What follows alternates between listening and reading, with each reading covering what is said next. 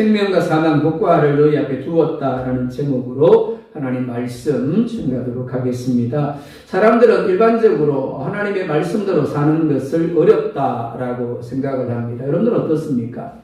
하나님 말씀대로 사는 것이 어렵다라고 생각을 하십니까? 권사님 고개를 끄덕이시네요. 하지만 본질은 어려운 것이 아니라 말씀대로 사는 것이 싫은 것이다라고 할 수 있습니다. 부모가 자녀에게 이야기하는 것 어떻습니까? 어려운 것일까요? 너 이렇게 해라, 이렇게 하지 말아라, 어려운 것인가요? 아니죠. 결코 어려운 것 아닙니다. 그렇죠? 다만 그렇게 하기 싫은 겁니다. 즉 내가 하고 싶은 대로 하고 싶은 겁니다. 우리가 잘 알고 있는 이야기 중에 이런 이야기가 있습니다. 엄마가 뭐라고 하든지 꼭 반대로 하는 청개구리가 있었습니다. 죽으면서 엄마가 어떻게 유언을 합니까? 이 아들은 내가 뭐라 그러는지 정반대로 하는 아들이니까 내가 강가에 묻어달라 그러면 분명히 산에 묻을 거야. 그러고는 강가에 묻어달라라고 합니다. 그런데 지금까지 반대로만 하던 이 청개구리가 이번에는 이상하게도 반대로 하지 않는 겁니다. 엄마가 강가에 묻어달라고 한 대로 정말 강가에 그대로 묻었습니다.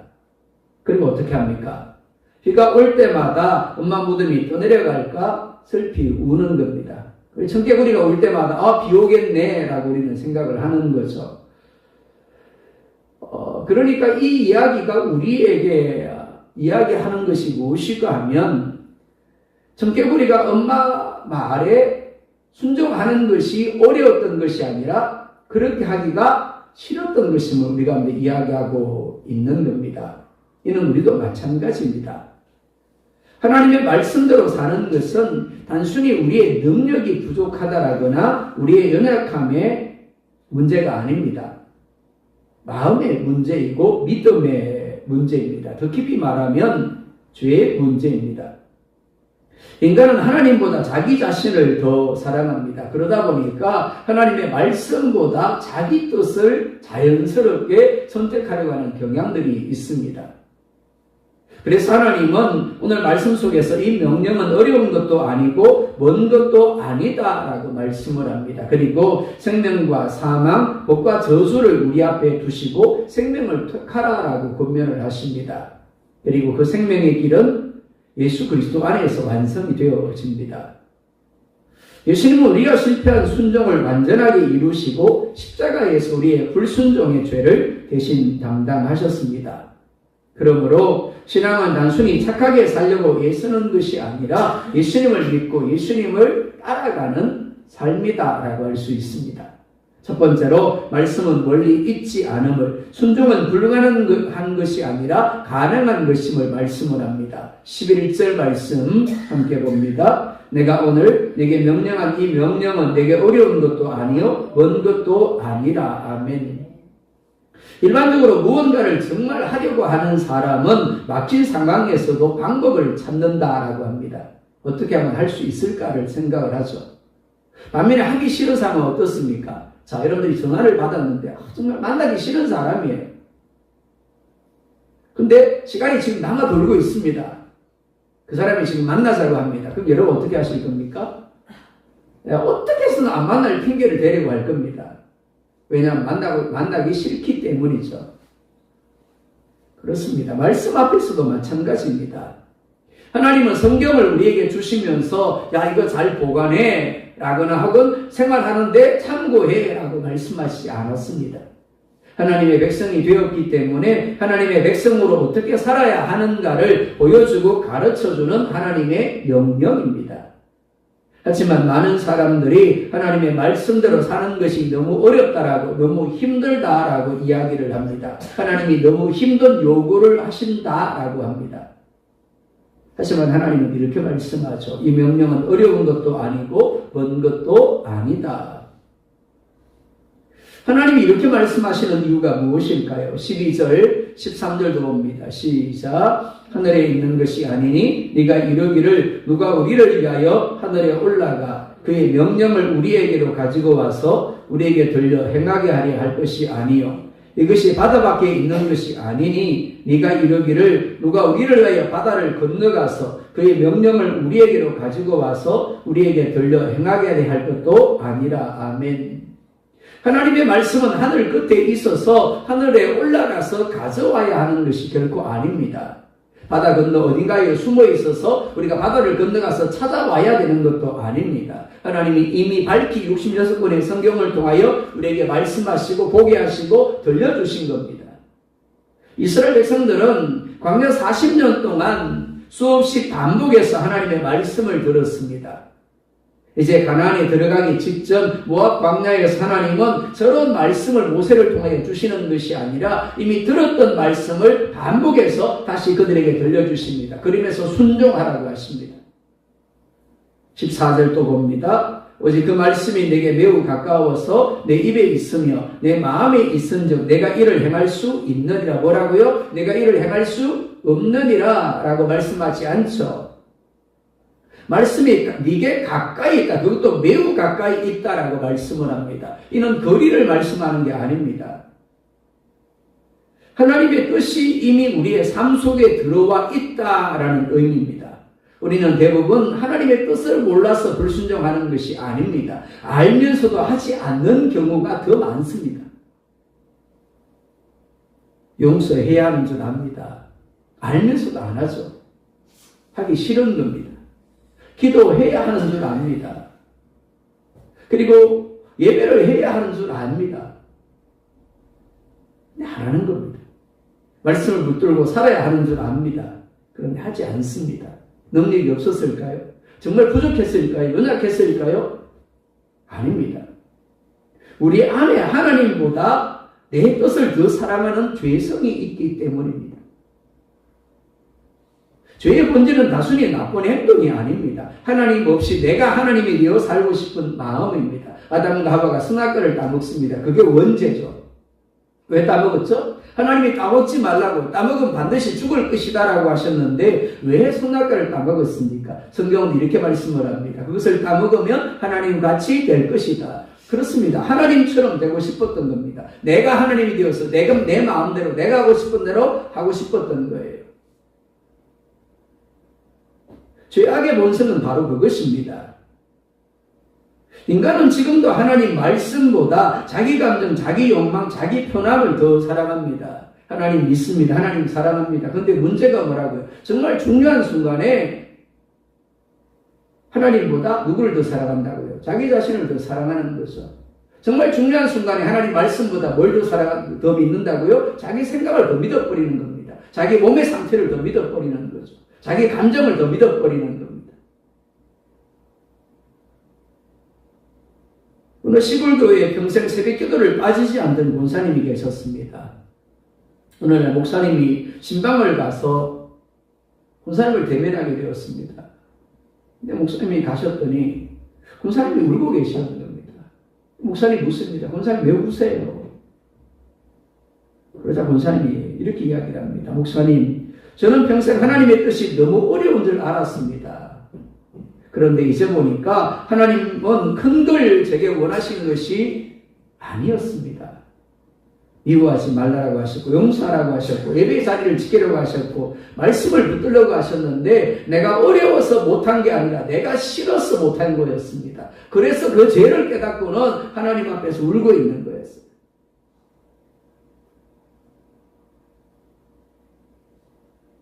얼마나 많은 사람들이 바로 이 이야기에 속고 있는지 모릅니다. 나는 부족해. 나는 연약해. 정말 그런 줄 압니다. 내가 부족해서 그런 줄 알아요. 내가 연약해서 그런 줄 알아요. 근데 아니라는 겁니다. 이게 인간의 실상인 거죠. 하나님이 예수님을 보내신 이유가 여기 있습니다. 로마서 10장에서 바울은 오늘 본문을 인용하며 이렇게 이야기를 합니다. 누가 하늘에 올라가겠느냐 하지 말라라. 누가 하늘에 올라가겠느냐 하지 말아라. 왜냐하면 그리스도께서 이미 내려오셨기 때문이라는 겁니다. 사랑하는 여러분, 우리가 하나님께 올라간 것이 아닙니다. 하나님이 예수님 안에서 우리에게 내려오셨습니다. 예수님을 통하여 우리에게 내려오신 거죠. 예수님은 육신을 입고 이 땅에 오셔서 하나님의 뜻을 온전하게 순종하셨습니다. 그리고 우리가 실패한 순종의 죄를 십자가에서 대신 담당하셨습니다. 복음은 네가 올라와라가 아니라 내가 너를 위하여 내려왔다입니다. 그렇기 때문에 오늘 하나님은 새로운 것을 요구하지 않습니다. 이미 알고 있는 말씀에 믿음으로 순종하라고 하십니다. 작은 순종이 우리의 삶을 바꿉니다. 오늘 예배 자리로 나오는 작은 순종, 용서하는 작은 순종, 내 생각이 아니라 내 감정이 아니라 말씀을 붙드는 작은 순종 속에서 하나님 역사하십니다. 여러분은 정말 하나님의 뜻을 몰라서 순종하지 않습니까? 아니면 알면서도 여러분의 욕심과 여러분의 편안함 때문에 미루고 있습니까? 오늘 하나님이 여러분에게 나를 믿고 맡기라고 순종하라고 하시는 한 가지 무엇입니까? 두 번째로 생명과 복의 길을 선택하라라고 말씀합니다. 15절에 이렇게 말씀을 합니다. 15절 봅니다. 보라, 내가 오늘 생명과 복과 사망과 화를 내 앞에 두었나니. 우리의 삶은 평생 무엇인가를 선택하며 살아갑니다. 그 선택들 중에서는 돌아보면 잘했다고 여겨지는 선택들이 있는가 하면 내가 그때 왜 그랬을까, 왜 그렇게 선택했을까 싶은 선택도 있습니다. 이는 신앙생활을 하는 데 있어서도 마찬가지입니다. 자, 여기서 우리가 짚고 넘어가야 할 것이 있습니다. 신앙생활은 단지 교회 안에서 예배하고 기도하고 헌금하고 봉사하는 것에만 한정되지 않는다라는 겁니다. 많은 이들이 신앙생활 그러면 교회에 와서 하는 그것만 생각합니다. 아닌 거예요. 모든 삶의 시간들을 다 포함하는 것이 신앙생활입니다. 사람들이 착각하는 것이 바로 이것입니다. 삶과 신앙생활을 나누는 겁니다. 신앙생활은 단지 교회 안에서만 하는 것으로 생각을 하는 겁니다. 아닙니다.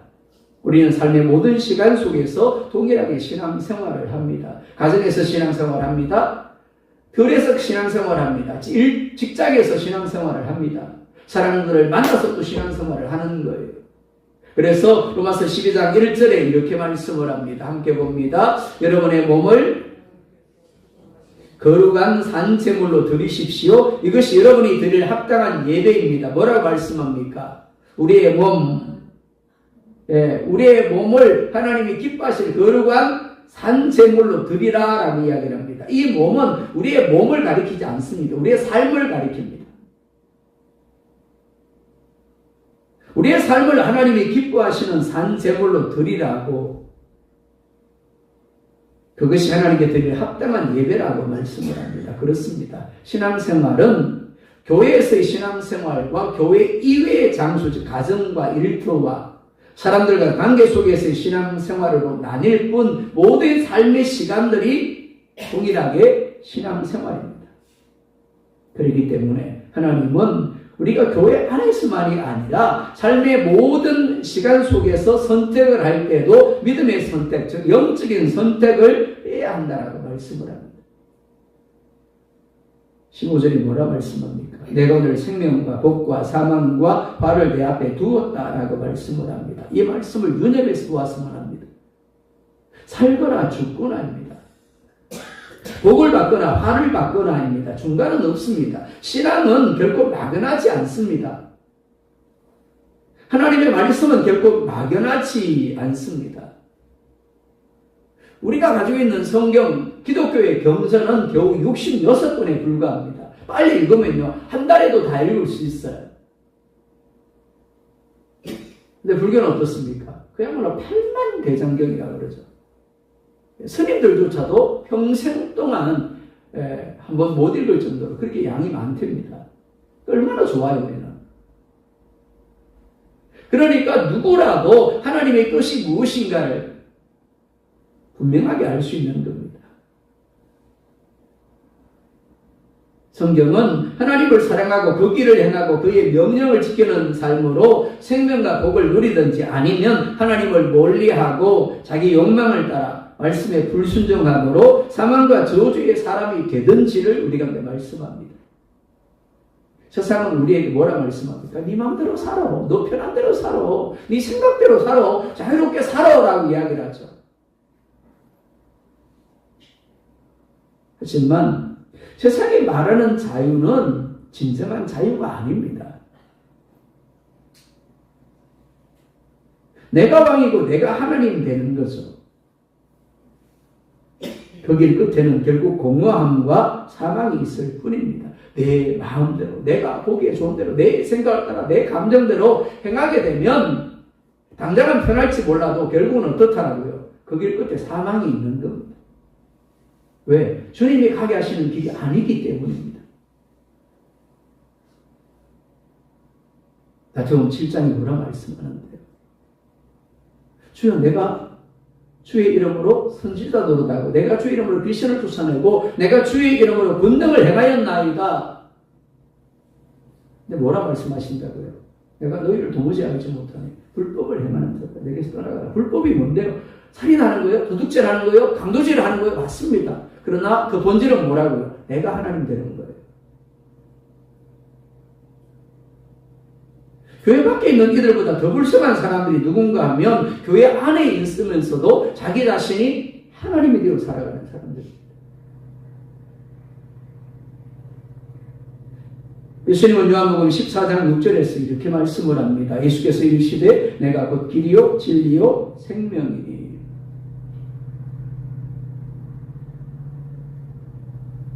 생명은 예수님 자신입니다. 그렇기 때문에 생명을 택하라라는 말은 결국은 예수님을 택하라는 의미로 이해할 수 있습니다. 예수님을 붙들라라는 의미로 이해할 수 있습니다.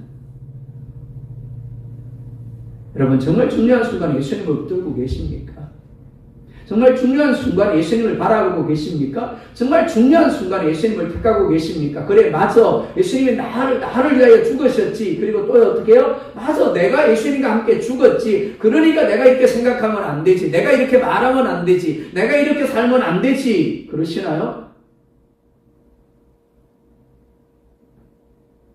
16절에 이렇게 말씀을 합니다. 함께 봅니다. 곧 내가 오늘 내게 명령하여 내 하나님 여호와를 사랑하고 그 모든 길로 행하며 그의 명령과 규례와 법도를 지키라 하는 것이라. 그래야만 내가 생존하며 번성할 것이요. 하나님이 명령하는 대상이 누구입니까? 이방인인가요? 불신자인가요? 아닙니다. 하나님이 사랑하셔서 은혜를 베풀어 주셔서 애굽의 노예된 자리에서 구원을 내셨고 여기까지 이끌어 오신 이스라엘 백성들입니다. 지금까지 지내온 거 뭐라고요? 찬송만 하고 끝나버립니까? 지금까지 지내온 것 주의 크신. 그렇죠? 그렇습니다. 이스라엘 백성들을 구원해 내셨고 이스라엘 백성들을 여기까지 이끌어 오신 거예요. 뿐만이 아닙니다. 그리고 예수 그리스도로 인하여 죄와 저주에서 구원받은 그리스도인들, 그들을 향하여 지금 하나님이 명령하고 있는 겁니다. 우리가 순종해야 하는 이유는 우리가 하나님의 사랑을 받았고 하나님의 은혜를 받은 하나님의 백성, 하나님의 자녀이기 때문입니다. 십자가는 순종하면 사랑하겠다가 아닙니다. 사랑하기 때문에 살리겠다는 하나님의 선언입니다. 그렇기 때문에 순종은 은혜에 대한 감사의 반응이다라고 할 수 있습니다. 은혜를 주시고 그 은혜 때문에 하나님을 사랑하는 자가 순종하고 그로 인하여 복과 생명을 누리게 되어지는 겁니다. 사랑하는 성도 여러분, 지금 여러분은 무엇을 가장 사랑하고 있습니까? 하나님입니까? 세상입니까? 여러분의 욕망입니까? 사랑이 선택을 결정합니다. 그리고 선택이 인생의 방향을 결정합니다. 여러분의 삶의 가장 중요한 선택 기준 무엇입니까? 혹 여러분은 하나님보다 더 사랑하는 것이 있지는 않습니까? 지금 여러분의 선택은 생명의 방향입니까? 아니면 사망의 방향입니까? 세 번째로 돌이키지 아니할 때 결과를 말씀을 합니다. 17절, 18절 봅니다. 시작. 그러나 내가 만일 마음을 돌이켜 듣지 아니하고 유혹을 받아 다른 신들에게 절하고 그를 섬기면 내가 오늘 너희에게 선언하노니 너희가 반드시 망할 것이라. 너희가 요단을 건너가서 차지할 할 땅에서 너희의 날이 길지 못할 것이니라. 죄는 단순히 행동의 문제가 아닙니다. 나는 살인하지 않았는데요. 나는 도둑질하지 않았는데요. 나는 강도질하지 않았는데요. 그럴 수 있습니다. 근데 본질이 뭐라 그랬죠? 내가 하나님 되는 거라 그랬죠. 하나님을 믿지 않는 겁니다. 하나님을 하나님으로 인정하지 않는 거예요. 그러니까 하나님을 떠난 인생은 결국 망할 수밖에 없는 겁니다. 가지가 나무에서 떨어져서 어떻게 살 수 있겠습니까? 결국 말라 죽게 되어지죠. 그런데 인간은 계속해서 자꾸만 하나님을 떠나려고 합니다. 더 불쌍한 것은 그 밖의 사람들이 아닙니다. 그들은 이미 떨어져 있어요. 이미 떠나 있는 상태입니다. 정말 불쌍한 이들은 교회 안에 있는 이들입니다. 하나님을 믿는다라고 하면서도 자꾸만 눈에 보이는 세상을 더 의지하려고 합니다. 돈을 의지하려고, 성공을 의지하려고, 자기 생각, 자기 감정, 자기 욕망을 더 신뢰합니다. 자기 상태를 더 신뢰해요. 19절 20절 볼까요? 시작. 내가 오늘 하늘과 땅을 불러 너희에게 증거를 삼노라. 내가 생명과 사망과 복과 저주를 내 앞에 두었은즉 너와 내 조선이 살기 위하여 생명을 택하고 내 하나님 여호와를 사랑하고 그의 말씀을 청종하며 또 그를 의지하라. 이는 단순한 명령이 아닙니다. 하나님의 간절한 호소예요. 제발 그렇게 살아달라라는 하나님의 호소입니다. 하나님이 이렇게까지 하시는 이유가 무엇일까요? 택한 백성이 멸망하는 것을 원하지 않기 때문입니다. 그래서 사랑 아들 독자 예수님까지 세상에 보내셔서 십자가에서 우리를 대신하여 죽게 하신 겁니다. 우리를 대신하여 저주를 받게 하신 겁니다. 갈라디아서 3장 13절에 이렇게 말씀을 합니다. 함께 봅니다. 그리스도께서 우리를 위하여 저주를 받은 바 되사 율법의 저주에서 우리를 속량하셨으니 기록된 바 나무에 달린 자마다 저주 아래에 있는 자라 하였음이라. 아멘. 예수님은 우리의 불순종을 대신 짊어지셨고 부활하심으로 생명의 길을 여셨습니다. 그렇기 때문에 신앙은 단순히 착하게 살아야 한다가 아닙니다. 주인이 바뀌는 거예요. 믿음의 대상이 바뀌는 겁니다. 내가 주인이고 나를 믿고 살아온 삶에서 이제 예수님 없이는 살 수 없는 삶, 예수님이 주인이 되는 삶, 예수님만을 믿는 삶이 되어지는 겁니다. 20절 하반절 볼까요? 시작. 그는 내 생명이시요 내 장수이시니 여호와께서 내 조상 아브라함과 이삭과 야곱에게 주리라고 맹세하신 땅에 내가 거주하리라. 하나님 자신이 생명입니다. 하나님 자신이 복입니다. 하나님이 모든 것을 만드신 분이고 모든 것이 하나님으로부터 주어집니다. 우리가 삶의 매 순간마다 하나님을 말씀을 선택해야 되는 이유가 여기 있습니다. 사랑하는 여러분, 작은 선택이라고 가볍게 여기지 마십시오. 그 작은 선택들이 모여서 결국 방향이 되고 인생이 되는 겁니다. 그리고 하나님을 향한 선택은 생명으로 가고 세상을 향한 선택은 결국 사망으로 가게 되어지는 겁니다. 혹시 하나님보다 더 의지하는 것이 있지 않습니까? 여러분은 정말 예수님 없이는 살 수 없다라고, 예수님을 정말 믿는다라고 고백하고 있습니까? 여러분의 삶은 하나님께 점점 더 가까워지고 있습니까? 아니면 멀어지고 있습니까? 저는 성도 여러분, 하나님은 오늘도 우리 앞에 생명을 두십니다. 복을 두십니다. 단순히 잘 되는 것이 아닙니다. 예수 그리스도입니다. 우리는 수없이 불순종했고 수없이 다른 길을 선택했습니다. 하지만 하나님은 그런 우리를 위하여 예수님을 대신하여 보내셨고 십자가에서 죽게 하셨죠. 우리가 죽음의 길로 갈 때 예수님을 십자가에서 대신하여 죽게 하셨고 부활하심으로 생명의 길을 여셨습니다. 여러분이 어떤 상황 가운데 있든지 어떤 환경 가운데 있든지 오직 예수님을 믿을 수 있기를 원합니다. 예수님을 붙들 수 있기를 원합니다. 사망이 아니라 생명을 택하십시오. 화가 아니라 복을 택하십시오. 여러분들이 받은 은혜의 믿음으로 순종해 보시기 바랍니다. 그래서 수많은 사람들이 노아를 비웃고 있었습니다. 무려 120년입니다. 미친놈, 말도 안 되는 짓을 하고 있었. 홍수는 무슨 비 한 방울 떨어지지 않는데. 그런데 사람들의 비웃음 속에서도 노아는 여전히 하나님만을 바라보았습니다. 말씀을 붙들었죠. 결국 노아의 가족들만 살아남을 수 있었습니다. 그렇게 사십시오. 그게 믿음의 삶이고 그게 복된 삶인 겁니다. 그런 저반들이 될 수 있기를 주님으로 축복합니다.